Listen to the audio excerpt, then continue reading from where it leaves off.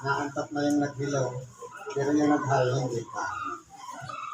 Balik na rin natin. Hi! Hello! Sa pangalan po ng dakilang Panginoon sa Kristo, isang magandang gabi. Ito yung unang pagpapasalamat. Pero mas una pang nagpasalamat dito bago yung buwa. Pero ngayon after ng pandemic, ito yung una. Sabi na yung pandemic daw, parang nireformat lahat. Kaya ngayon, ito yung umpisa dito. Ngayon, hindi ko na po tatalakayin ng kakuhaan ng sitas. Meron lang akong kukunin punto dito sa Timoteo. Ito po sa 3. Kung ang sino may nagtuturo ng ibang aral at hindi sumasang-ayon sa mga salitang nakagaganyan sa makatuwid ay sa mga salita ng Panginoong Hesukristo at sa aral na ayon sa kabanalan, dito po, tinuturo sa atin, lalong-lalo na sa mga pinagkatiwalaan ng salita o tagapagpahayag, na kung sa pagtuturo natin, tumaliwas dun sa aral na binabasa, halimbawa, katha, o kaya to yung sinasabi na hindi naman nababasa sa kasulatan, kundi maliban sa katha, ibinahagi pa at gumamit pa ng palatindigan. Kumbaga, yung pamamaraan, hindi yung salitang nakagagaling o walang mapapakinabangan ang tagapakinig. Ang mangyayari po niyan, magiging palalo yung makikibahagi. Malalagay pa siya sa walang nalalamang anuman at may sakit pa sa mga usapan at mga pagtatalo. Ngayon po, sa panahon ngayon, dahil nga kumalat na ang Ebanghelyo, pili na lang po yung mga tao na handang sumunod o makinig ng Ebanghelyo. Dahil minsan, kapag mayroon kang inaralan ng Ebanghelyo, tinuruan mo, dapat pala ipalalagay natin na mas magaling pa yung tagapakinig kaysa tagapangaral. Kaya pala dapat tayong mag-ingat, lalong-lalo na yung mga minsan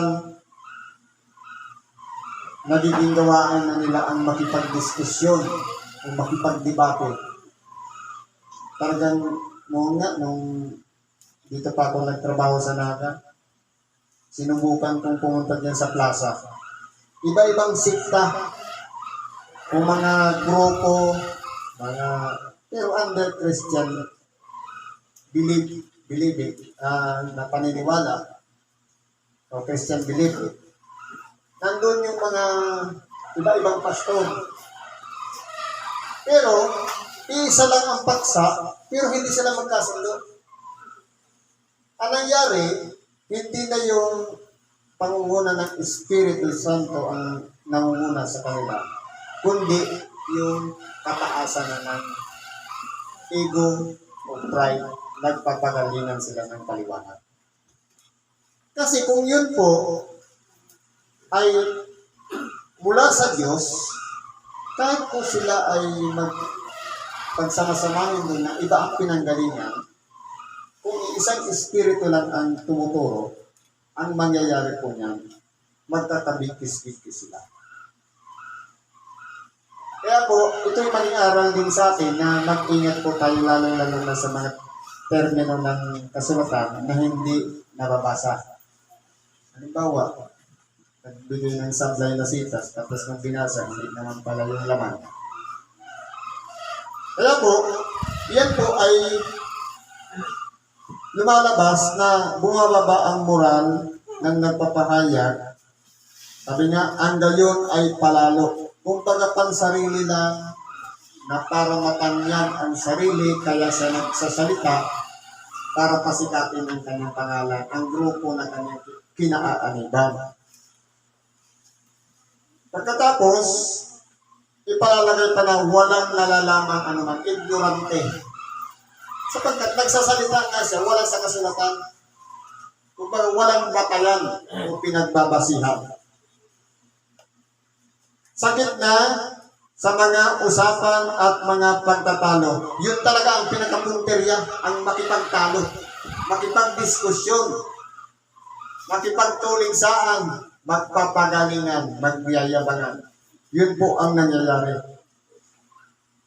Pinagbubuhatan ng sa mga salitang pinagbubuhatan ng kapanaghilian o yung inggit. Dahil ayaw ng mauusan. Kaya nangyayari po, ang direksyon ng kanilang mga pag-uusap, kaguluhan, mga pagkaalit at pag-alipusta, mga masasamang akala. Na hindi na nagagamit yung tunay na diwa ng kahulugan ng Ebanghelyo na dapat sana ay ginagamit ang Ebanghelyo na papakinabangan ng ating kapwa. Kaya po, hindi po natin yan naiiwasan. Dahil marami po ngayon mga naglilibot, nag-iikot. Minsan, may mga makakasama yan, 10 o 5, kadalaw sa mga bahay-bahay. Ang gawin na lang po natin, maaari natin silang i-entertain, papasukin sa tahanan natin, makipag-aral lang tayo. Pero may warning na hindi dapat makipagtalo o makipag-away sapagkat kinakailangan pa rin manaig ang kapayapaan sa loob ng ating tahanan. Mahirap po nakapasok ng ating tahanan, doon pa nagsimula yung pagtatalo. Kumbaga, yung biyaya sa loob ng bahay, mawawala. Dahil uso na yun ngayon, siguro, nakarelate yung sitas na ito ngayon. Ano pa? Pagtataltalan ng mga taong masasama ang pag-iisip at salap sa katotohanan. Kumbaga, yung katotohanan hindi makita sa kanila. Ang nandyan lang talaga sa utak, walang iba ang manira ng pananampalataya ng iba, ang manuligsa, ang wasakin ng ibang grupo, ang ipalalagay na sila na lang ang pinakamagaling. Yan po, winarning na yan ni Apostol Pablo na sa pamamagitan ng pagsulat niya kay Timoteo. Na mangyayari yan sa huli. Sabi pa nga dito, na nagsisipag-akala na ang kabanalan ay paraan ng pakinabang. Na ginagawa, na nagtuturo sa tao, nangangaral sa mga tao na magsisi, maglinis ng kalooban, ginagawang paraan yung kabanalan, pero sila naman ang nakikinabang. Sa pamamagitan na dapat sana ipinangangaral ang mabuting balita para sa kaligtasan. Para lahat tayo ay hindi mapahamak. Pero ang nangyayari, pagdating sa hulihan, mayroong koleksyon na nangyayari. May abuluyan. Na yung abuluyan na yan, minsan naman, hindi naman napupunta talaga para sa simbahan o sa templo. At meron pang ikapo na parang sa pilitan na minsan gagamitin pa ang sitas doon sa Malakias 3. 8 na kung hindi daw sabi ang ginanakawan ninyo ako sa mga ikasampung bahagi, subukin ninyo ako ngayon kung hindi ko bubuksan ang durungawan ng langit. Na para bang ipinalalagay na ipinipilit sa tao pero yung direksyon kung saan pupunta sa sariling bulsa. Kundi dapat ipangaral natin ang mabuting balita para sa kaligtasan ng bawat isa. Kaya kung aralin natin ang sitas ng mga inanyayahan, marami pang mga aanyayahan sa mga huling panahon na kinakailangan nating puntahan, dakuan, para sila'y magtamo rin ng kaligtasan. Kaya sa oras po ng pangangaral, hindi po tayo pwedeng makipagdiskusyon, makipagdebate. sapagkat kahit man ang Espiritu Santo na nananahan sa ating pagkatao ay lumalayo sapagkat ang gusto niya ay kapayapaan, sapagkat ang Espiritu Santo ay sumisimbolo ng kapayapaan. Hanggang dito na lang po ako, pagpapala ang sumagana, magandang gabi sa ating lahat.